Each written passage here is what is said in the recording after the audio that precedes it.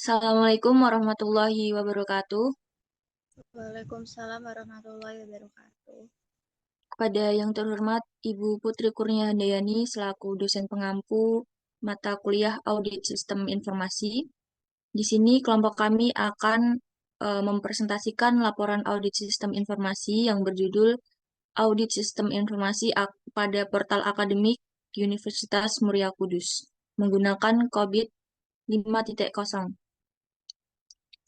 Sebelum kita mulai presentasi pada malam hari ini, terlebih dahulu saya akan memperkenalkan anggota dari kelompok kami. Yang pertama ada Nanda Aulia Salsabila dengan NIM 2021 53016. Yang kedua ada Fadia Agustina dengan NIM 2021 53022. Yang ketiga ada saya sendiri, Zahratul Hairiyah dengan NIM 2021 53100. Dan yang keempat ada Atia Aisy Bahita dengan NIM 2021 53123. Dan yang terakhir ada Faridah Ayu Sevia dengan NIM 2021 53124. Nah, di sini nanti terdapat beberapa topik pembahasan yang akan kita paparkan dari materi yang kita presentasikan. Yang pertama yaitu mengenai penjelasan dari sistem, yaitu ada pengertian COVID, pengenalan COVID 5.0, dan hubungan COVID dengan sistem informasi. Kemudian untuk alur sistemnya nanti akan dijelaskan di bab mengenai penerapan COVID dalam audit sistem informasi di bab yang keempat. Lalu selanjutnya ada penggunaan COVID pada portal akademik, yaitu nanti berisi mengenai fungsi sistem, bagian-bagian form, dan laporan sistemnya. Lalu yang terakhir ada penjelasan mengenai manfaat tantangan dalam menggunakan COVID 5.0. Baik, langsung saja untuk pembahasan yang pertama, yaitu mengenai pengertian dari COVID. COVID atau Control Objectives for Information and Related Technology adalah sebuah kerangka kerja yang dikembangkan oleh Information System Audit and Control Association atau ISAKA untuk membantu organisasi dalam mengelola mengontrol teknologi informasi atau TI.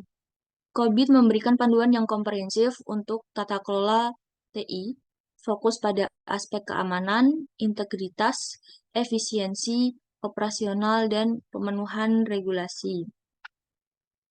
Artinya, COVID di sini adalah alat atau metode audit yang dipilih untuk menilai keamanan, integritas, dan kinerja portal akademik yang akan kita bahas nantinya.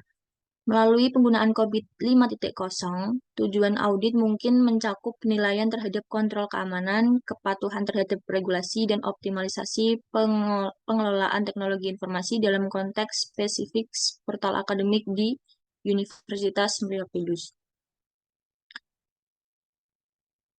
Lalu selanjutnya ada pengenalan COVID 5.0.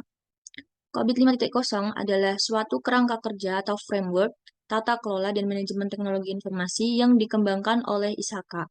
Diperkenalkan sebagai penerus dari versi sebelumnya, yaitu COVID 4.1. Kemudian COVID 5.0 dirancang untuk memberikan panduan yang lebih terintegrasi dan komprehensi dalam mengelola dan mengontrol aspek-aspek TI dalam sebuah organisasi. Nah, untuk poin-poin kunci dari COVID 5.0 ini meliputi fokus pada nilai bisnis atau menekankan pada pencapaian tujuan melalui efektivitas dan efisiensi pengelolaan TI. Kemudian yang kedua ada proses terintegrasi yang menghadirkan suatu pendekatan terpadu untuk tata kelola TI. Yang ketiga ada orientasi pada stakeholder yang mengakui kebutuhan dan harapan dari berbagai pemangku kepentingan atau stakeholder. Yang keempat ada adaptabilitas yang memungkinkan organisasi untuk menyesuaikan dan menerapkan prinsip-prinsip COVID. Yang terakhir ada pengukuran kinerja, yaitu menyediakan metrik atau indikator untuk menilai kinerja dan efektivitas pengelolaan TI. Jadi, COVID 5.0 ini digunakan secara luas di berbagai industri sebagai panduan untuk tata kelola TI yang baik dan untuk memastikan bahwa investasi dalam TI dapat memberikan nilai yang diharapkan bagi organisasi. Untuk Poin selanjutnya yang akan kita bahas yaitu hubungan COVID dengan sistem informasi yang akan disampaikan oleh teman saya, Nanda Aulia Salsabila.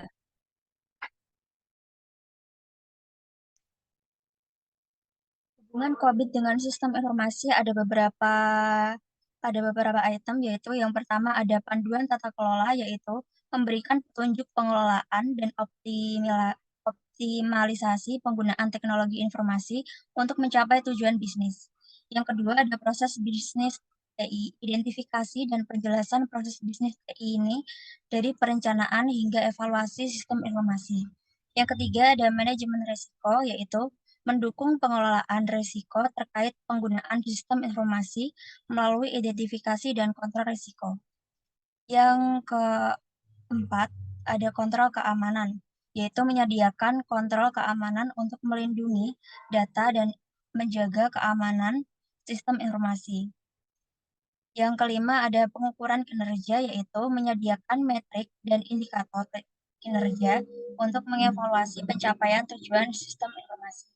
Yang keenam, pemahaman stakeholder, menekankan pemahaman, kebutuhan, dan harapan pemangku kepentingan terkait sistem informasi. Next. Pada poin ini ada penerapan COVID dalam sistem informasi. Yang pertama ada perencanaan audit, yaitu mengidentifikasi ruang lingkup audit untuk menentukan area dan proses mana yang akan diaudit.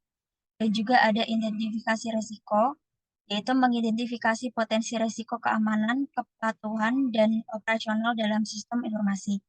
Yang kedua ada pengumpulan informasi, yang terdiri dari pemeriksaan dokumen, yaitu memeriksa kebijakan, prosedur, dan dokumentasi terkait sistem informasi. Ada juga wawancara, yaitu berbicara dengan personel kunci untuk memahami proses dan praktik yang ada. Yang ketiga, pemindahan sistem, yaitu melakukan pemindaian keamanan untuk mengidentifikasi kerentanan potensial. Yang ketiga ini ada evaluasi kontrol intern. Ya, ada yang pertama menilai efektivitas kontrol keamanan dan manajemen risiko yang telah diterapkan. Dan juga memeriksa kepatuhan terhadap kebijakan dan prosedur yang ada. Keempat, ada pemantauan dan pengujian, yaitu memantau aktivitas sistem informasi secara kontinu untuk mendeteksi anomali atau serangan potensial, dan juga melakukan pengujian keamanan, termasuk uji penetrasi untuk mengidentifikasi dan mengatasi kerentanan. Yang kelima, ada pemantauan kinerja, yaitu menilai kinerja sistem informasi untuk memastikan pemenuhan kebutuhan bisnis dan layanan yang memadai. Keenam, ada pelaporan hasil, yaitu menyusun laporan audit yang mencakup temuan, rekomendasi, dan tingkat kepatuhan terhadap kebijakan dan standar, dan juga memberikan saran perbaikan atau rekomendasi untuk meningkatkan keamanan dan efisiensi sistem informasi. Terakhir yaitu tindak lanjut, yaitu memonitor dan melacak pelaksanaan rekomendasi yang diajukan dan juga melakukan audit lanjutan jika diperlukan untuk memverifikasi perbaikan dan kepatuhan. Penerapan audit dalam sistem informasi harus memperhitungkan kebutuhan regulasi, standar industri, dan juga bisnis organisasi. Secara teratur, melakukan audit membantu organisasi untuk menjaga keamanan sistem informasi mereka, dan juga meningkatkan efisiensi, memastikan kepatuhan terhadap peraturan yang berlaku. Poin selanjutnya akan dibacakan oleh Farida Ayu Sevia.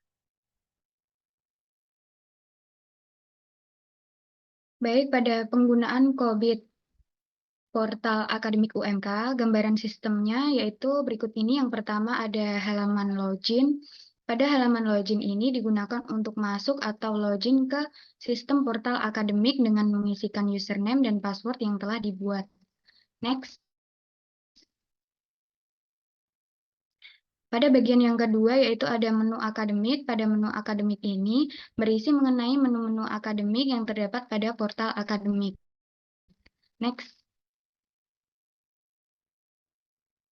Bagian ketiga ada halaman depan. Pada halaman depan ini menampilkan halaman utama atau halaman depan pada portal akademik. Next.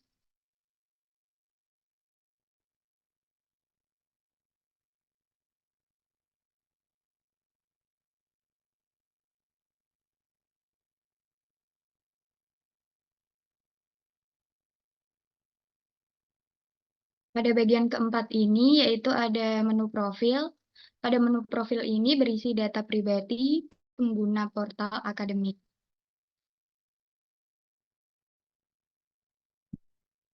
Next.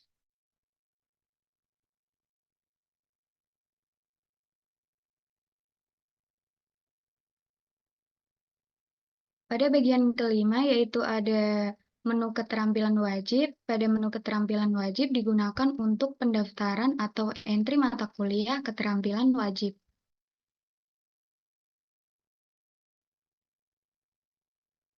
Nah, pada yang keenam yaitu menu riwayat pembayaran. Pada menu riwayat pembayaran ini berisi mengenai informasi riwayat pembayaran atau histori pembayaran pada setiap semester.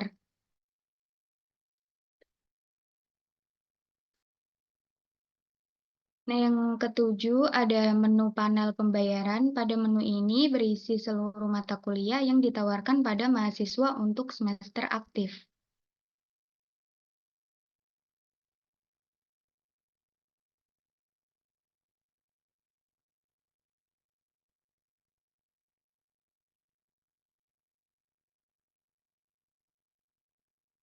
Next. Pada bagian ke-8 ada menu informasi mata kuliah yang ditawarkan. Pada menu ini berisi seluruh mata kuliah yang ditawarkan pada mahasiswa untuk semester aktif.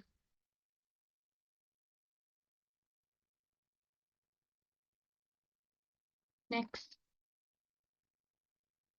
Gambaran yang ke-9 ada menu kartu rencana studi. Pada menu kartu rencana studi ini digunakan untuk memilih mata kuliah yang ingin diambil selama 1 semester. Next. Nah, pada bagian yang ke-10 ada menu kartu hasil studi. Pada menu kartu hasil studi ini digunakan untuk melihat hasil studi mahasiswa per semesternya. Next. Pada bagian yang ke-11 ada menu transkrip nilai. Pada menu transkrip nilai ini berisi informasi mengenai hasil studi mahasiswa mulai dari semester awal sampai dengan semester terakhir mahasiswa. Pada bagian yang ke-12 ada menu pengumuman. Pada menu pengumuman ini berisi mengenai informasi-informasi yang berkaitan dengan hal akademis. Pada bagian ke-13 ada menu ubah password. Pada menu ubah password ini digunakan untuk mengubah password lama menjadi password baru.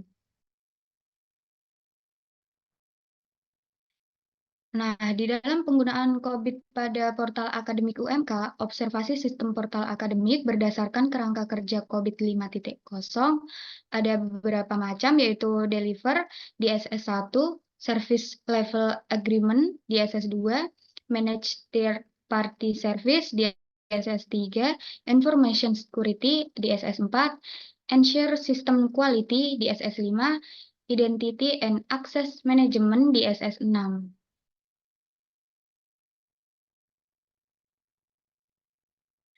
Pada bagian pengumpulan data akan dibacakan oleh teman saya, Atia Aisy Bagita.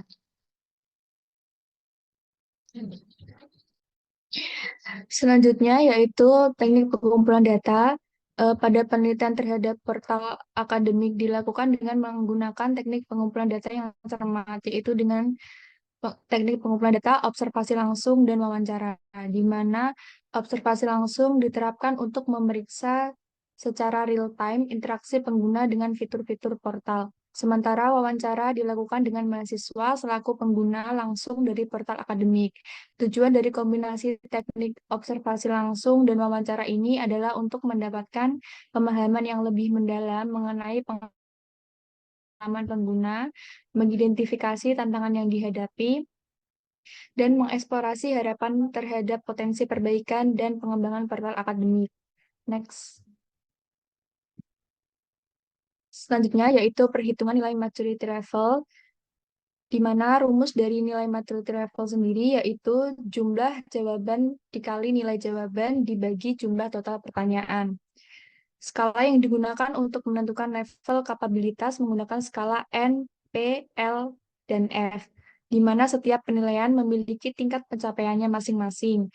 Nah, berikut ini adalah tabel skala peratingan.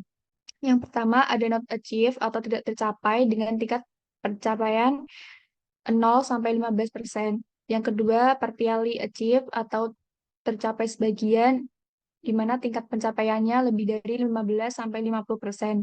Yang ketiga, ada largely achieve atau sebagian besar tercapai dengan tingkat pencapaian lebih dari 50 sampai 80%.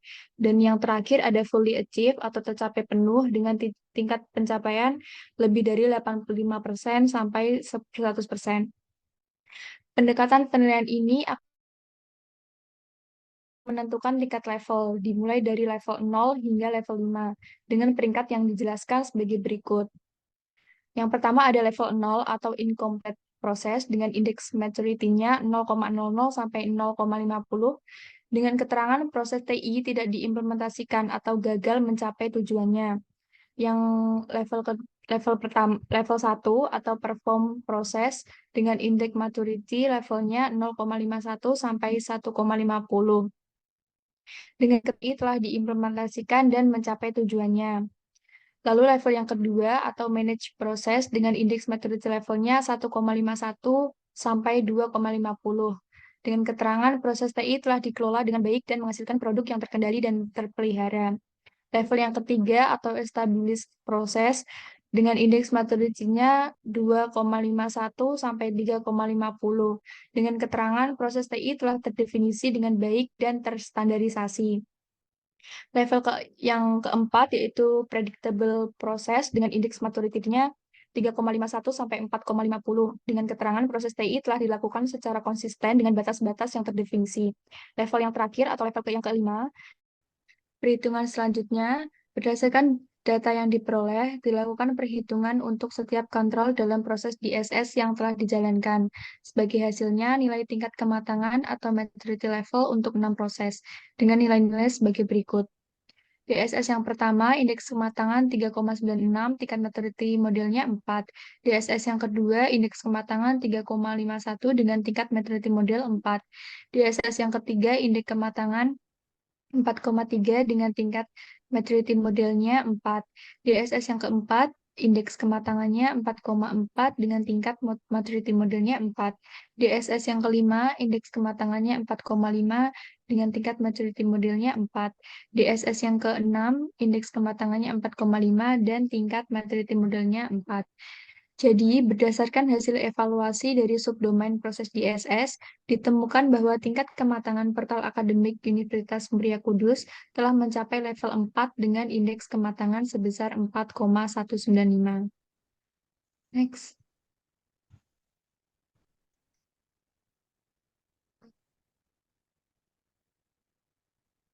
Yang selanjutnya akan dibacakan oleh teman saya, Fadia Agustina. Baik, manfaat dan tantangan dalam menggunakan COVID 5.0. Manfaatnya adalah penggunaan COVID 5.0 dalam audit sistem informasi portal akademik Universitas Muria Kudus membawa sejumlah manfaat. Kerangka kerja ini memberikan pedoman yang jelas dan komprehensif untuk mengelola, mengukur, dan meningkatkan efektivitas sistem informasi. Manfaat utama yaitu mencakup peningkatan keterbukaan terhadap resiko, penguatan kontrol, keamanan, dan peningkatan kualitas layanan. Next.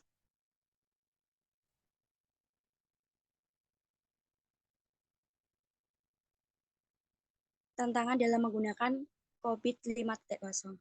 Tantangannya yaitu yang dihadapi termasuk kompleksitas implementasi kebutuhan sumber daya yang signifikan dan perubahan budaya organisasi untuk sepenuhnya mengadopsi prinsip-prinsip COVID.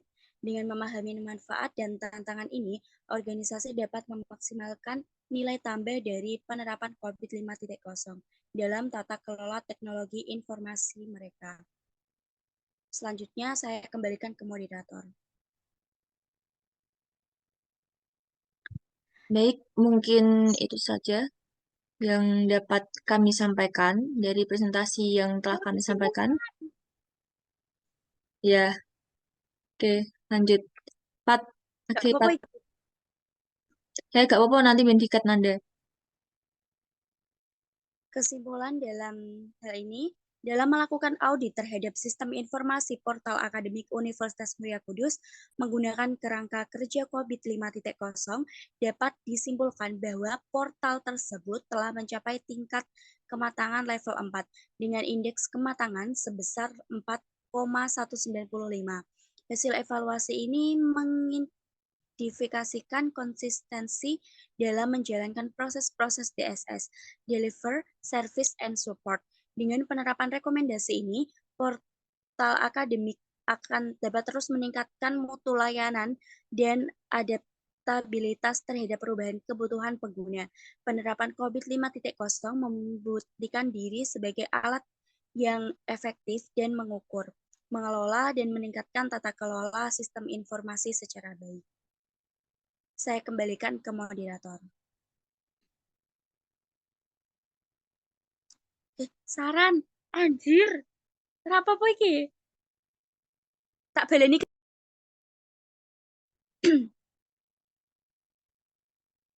Heeh. Langsung baca aja saran nanti mendikat. Saran untuk meningkatkan makalah audit sistem informasi portal akademik Universitas Muria Kudus menggunakan COVID 5.0 disarankan untuk lebih memperdalam pemahaman COVID 5.0 dengan menjelaskan konsep-konsep kunci secara ekstensif. Pengembangan studi kasus yang lebih mendalam mengenai penerapan COVID 5.0 dalam portal akademik dengan menyoroti tantangan dan manfaatnya dapat memberikan pemahaman praktis yang lebih baik.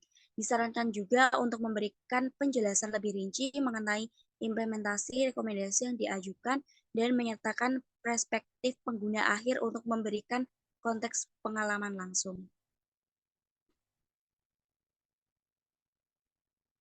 Saya kembalikan ke moderator. Baik, terima kasih. Mungkin cukup itu saja presentasi dari kelompok kami. Mohon maaf apabila ada banyak kekurangan, baik dalam hal penyampaian maupun materi yang kami paparkan. Sekian, terima kasih, dan wassalamualaikum warahmatullahi wabarakatuh.